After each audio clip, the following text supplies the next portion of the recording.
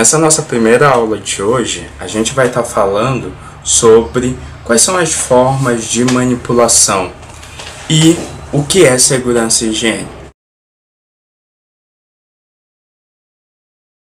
Para a gente iniciar essa aula, é de suma importância que a gente saiba então quais são os fatores que influenciam a contaminação.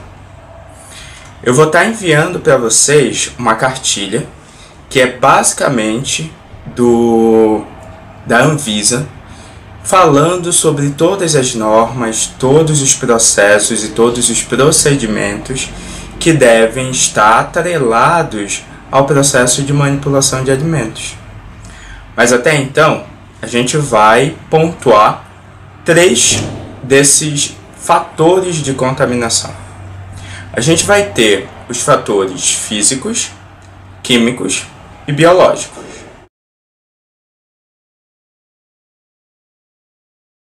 Quais são esses fatores? Tá?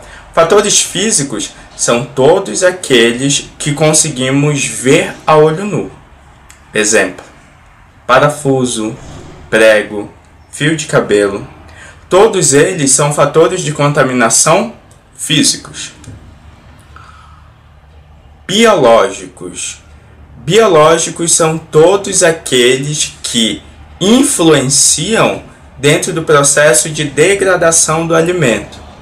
Exemplo: um pão com fungo, uma carne em estado de putrefação ou estragando. A gente vai ter também o bolor que cria na laranja. Todos esses são fatores biológicos. Além de vírus, a gente vai ter também algumas bactérias. Vírus também pode contaminar o alimento? Pode. No processo de manipulação, se tal alimento está contaminado com vírus, a pessoa que irá consumir esse alimento também pode vir a se contaminar, tá? Todo o processo deve ser minuciosamente organizado, higienizado e tendo os seus procedimentos adequados. Dentro disso, a gente vai ter então o fator químico. Como é feita a contaminação a partir dos fatores químicos? O processo de manipulação com a contaminação dos fatores químicos, ele se dá a partir do processo de higienização de bancadas ou contato próximo do alimento com fatores químicos. Exemplo: detergente, água sanitária, desinfetante, sabão em barra e entre outros. Essa contaminação do alimento com os fatores químicos, ela está muito relacionada com a limpeza de utensílios, bancadas e com o contato próximo desses tipos de químicos com o alimento.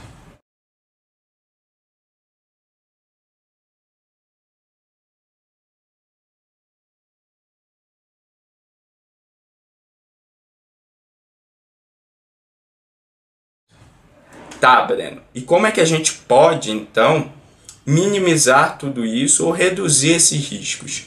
Simples.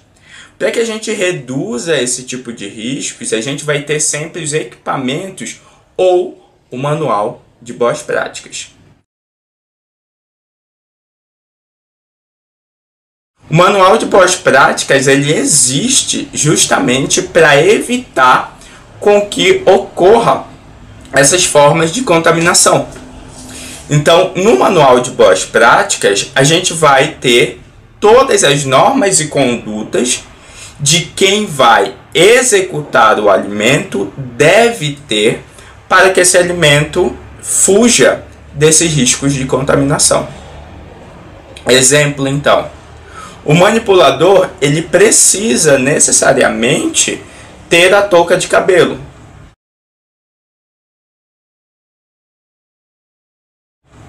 Tá, Breno, por que o manipulador precisa da touca de cabelo?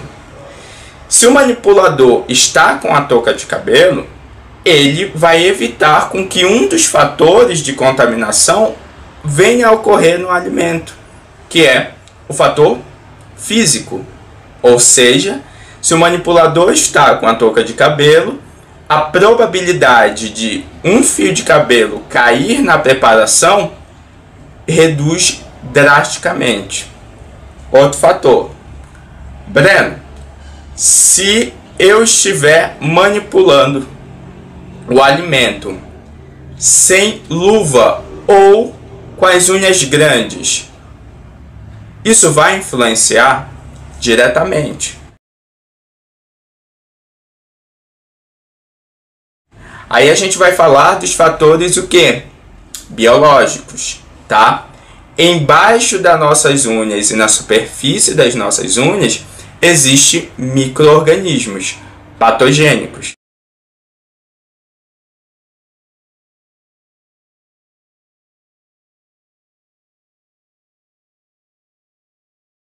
Para que eu evite esse processo de contaminação do alimento a partir das mãos do manipulador para com o alimento, é de fundamental importância que o manipulador corte bem as unhas e higienize bem as mãos.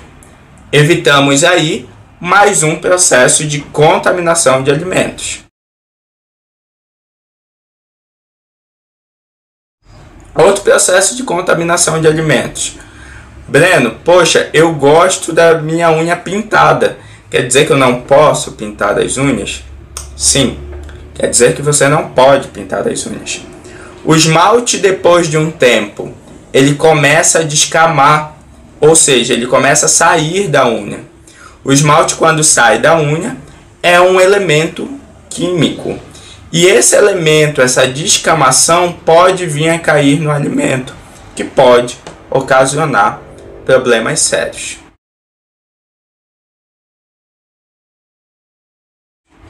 O processo de manipulação, eles são basicamente essas condutas.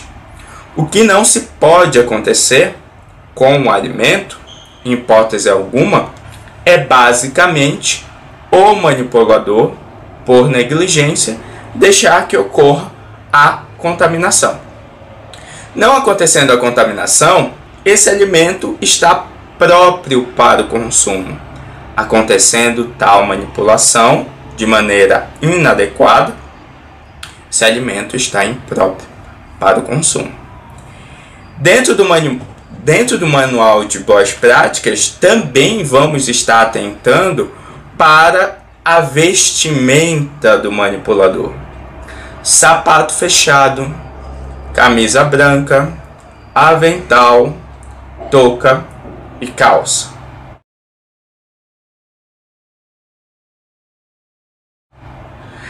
De que forma isso vai influenciar? Isso é basicamente a forma com que a gente visualiza, nós vamos visualizar o manipulador e ver a maneira ou a vestimenta adequada para que ele não corra riscos. Tanto ele quanto o manipulador não corra riscos na cozinha, quanto para com o alimento. Então é de fundamental importância com que o avental seja posto dentro da vestimenta do manipulador, assim como o sapato fechado, antiderrapante. As cozinhas, na maioria das vezes, elas tendem a ficar molhadas, porque temos uma grande manipulação de água, a água cai, gordura e entre outros. Então é de fundamental importância sim que o manipulador tenha um sapato fechado, para que ele não escorregue na cozinha. Uma vez que ele venha a escorregar dentro da cozinha, os riscos que pode acontecer é o manipulador se apoiar e colocar a mão na chapa e vir a queimar a mão, ou até mesmo, o mais drástico, se apoiar e colocar a mão dentro da fritadeira, ou um líquido quente cair em cima dele para que ele, na hora do reflexo, se segurar em alguma coisa e aquilo acabar entornando em cima do manipulador. Então é de fundamental necessidade que o manipulador ele tenha um sapato fechado antiderrapante. Por que um sapato fechado? Um sapato fechado ele evita, por exemplo, que facas ou objetos pontiagudos caiam sobre o pé do manipulador. Então é de fundamental importância isso. Breno, não consigo ter um sapato apropriado, uma Crocs ou outro para esse tipo. Eu não peço para que nós tenhamos os sapatos apropriados. Peço para que tenhamos sapatos fechados antiderrapantes, tá? Isso já evita muito com que o manipulador venha a correr riscos. Lembrando, sapato de trabalho é sapato de trabalho, não é o sapato que eu ando na rua e que eu vou trabalhar, tá? Escolheremos um dos nossos pares somente para aquela função. A limpeza do ambiente da cozinha deve ser feita frequentemente e de forma assídua.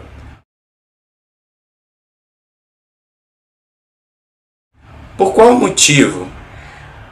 Eu preciso ter uma segurança e uma higiene dentro da minha cozinha de forma polida para que a gente não venha a ter outros processos de contaminação.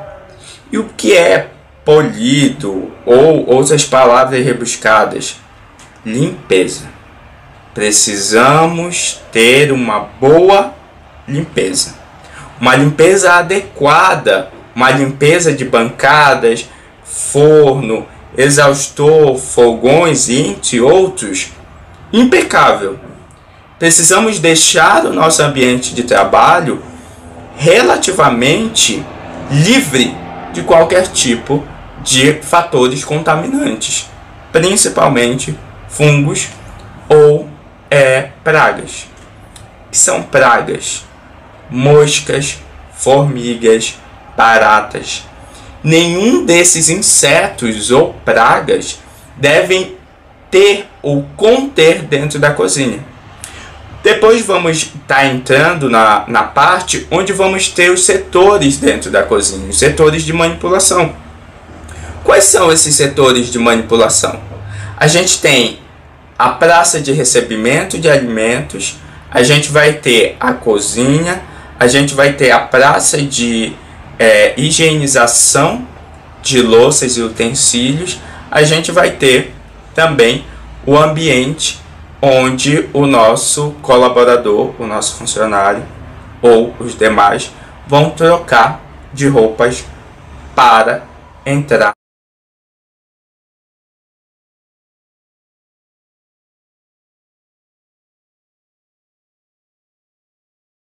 Esses ambientes são necessários para que dentro da cozinha se forme como se fosse uma bolha, livre de qualquer tipo de contaminação. Então, Breno, eu não consigo ter tudo isso dentro da minha cozinha. Ok, mas você vai entender que dentro da sua cozinha você vai se vestir de maneira apropriada e que você vai ter o máximo de organização e higienização dentro da sua cozinha para qualquer tipo de produção. Isso sim. As normas de conduta, elas são para que nós venhamos a nos adaptar. Então a gente precisa se adaptar de acordo com a nossa realidade. A nossa realidade é X, então vamos fazer X. Para quê? Para que tenhamos a segurança do alimento manipulado. E é essa a ideia que devemos ter em mente, tá?